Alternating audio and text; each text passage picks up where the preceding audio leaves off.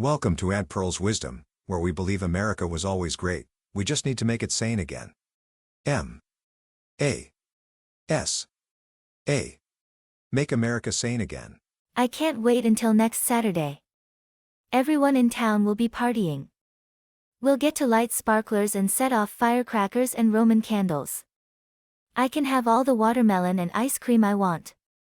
At night, they'll have those big fireworks, and after that, there'll be a concert. I just can't wait. I just wish the howlers didn't think they all had to sing along. We're going to have a picnic. The town is planning a town-wide celebration, including a cookout. How about you, Pearl? I'll go visit my sister. She has a speedboat, and we'll probably spend the weekend on the water. But before getting ready for all of that, we've got a show to put on. Any ideas? We could talk about the fact that July 4th celebrates America's original No Kings Day. The Declaration of Independence was not part of the modern No Kings protests, of course, but the idea behind both is pretty familiar.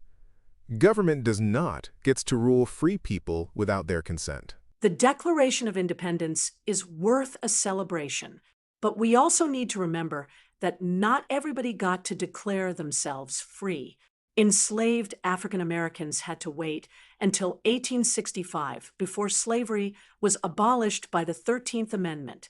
Women were not included as political equals either, and the 19th Amendment was not ratified until 1920. So yes, the Declaration gave us powerful principles.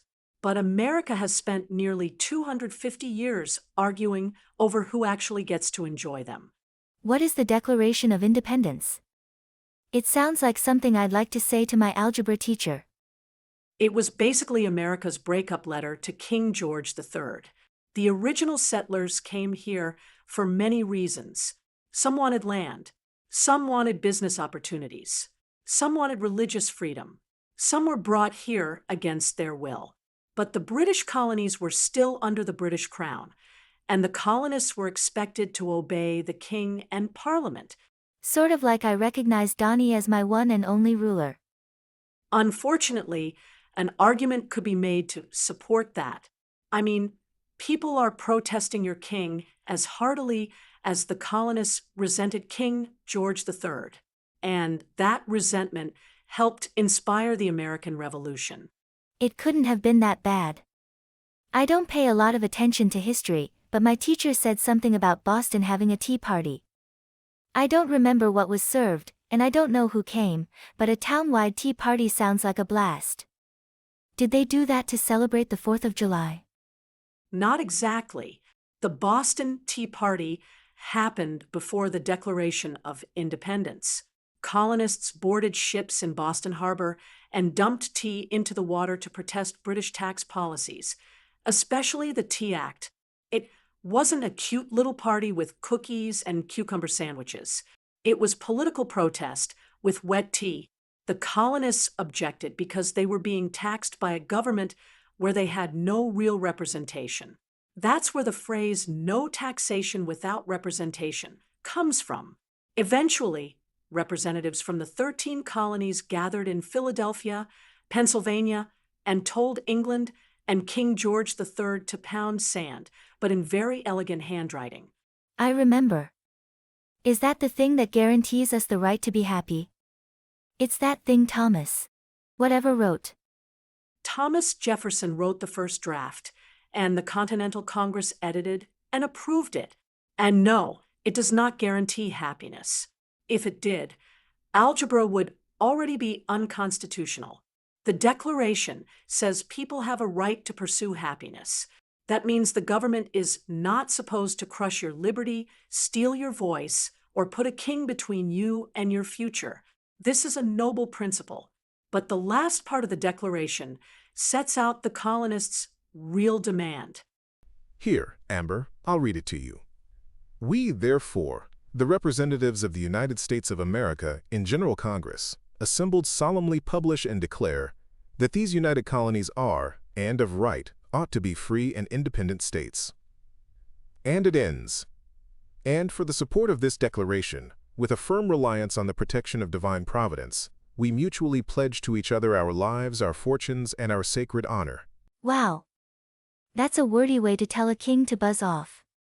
What happened next? The Revolutionary War had already begun, but the Declaration made the purpose clear. The colonies were no longer asking politely for better treatment. They were declaring themselves independent. George Washington led the Continental Army to victory. Later, he became the first president of the United States. And here's one of the most important parts: Washington gave up power. He did not try to become king. He did not declare himself president for life. He stepped aside because the whole point of the revolution was that America was not supposed to be ruled by one man forever. I wish your king understood that. I heard that, Pearl. Only an idiot would pass up the chance to be king.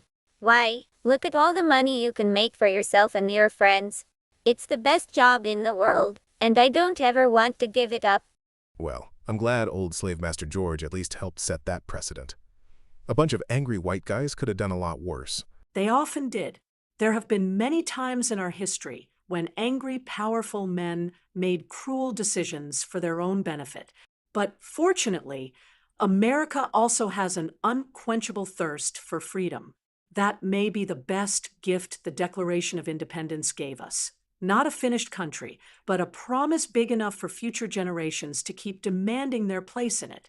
So enjoy the fireworks, eat the watermelon, wave the flag. But remember what July 4th is really about. No kings, no crowns, no rulers above the people, and no little orange cock rooster, no matter how loud he crows, gets to own America. Today's Pearl of Wisdom: the tree of liberty must be refreshed from time to time with the blood of patriots and tyrants. Thomas Jefferson, letter to William Stevens Smith, November 13, 1787.